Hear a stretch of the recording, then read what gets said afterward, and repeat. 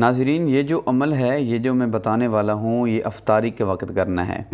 یہ افطاری کے وقت اگر آپ عمل کریں گے تو انشاءاللہ تعالی اگر آپ کو 900 کروڑ بھی ضرورت ہوگا تو اللہ کریم آپ کو دے گا۔ اللہ کے رحمت کے خزانے میں کسی چیز کی کمی نہیں ہے، لیکن اللہ سے مانگنے کا کوئی طریقہ ہوتا ہے، اور کسی نہ کسی ذریعے، کسی نہ کسی ہیلے بہانے سے اللہ کریم ہر انسان کو دیتا ہے۔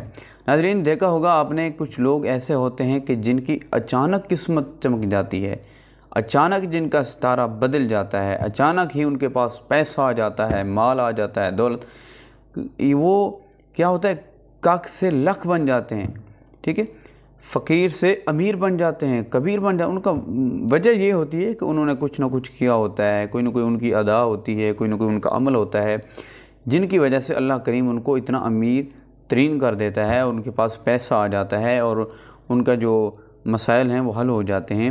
یہ کیا ہوتا ہے؟ یہی ہوتا ہے کہ انہوں نے محنت کی ہوتی ہے، کچھ نہ کچھ کیا ہوتا ہے۔ ناظرین، آپ نے افطاری کے وقت یہ عمل کرنا ہے سورۃ الکوثر کا۔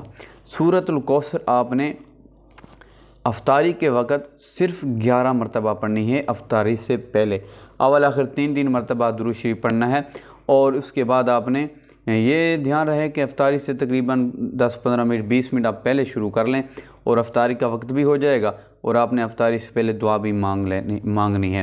تو جو آپ دعا مانگیں گے انشاءاللہ تعالی وہی آپ کی دعا پوری ہوگی، جو آپ مانگیں گے۔ اور افطاری کا وقت بھی ایسا وقت ہوتا ہے کہ اللہ کریم روزے دار کی دعا قبول کرتے ہیں، اور جب یہ آپ سورۃ الکوثر پڑھ کر دعا مانگیں گے تو انشاءاللہ تعالی آپ کی دعا 100% قبول ہوگی۔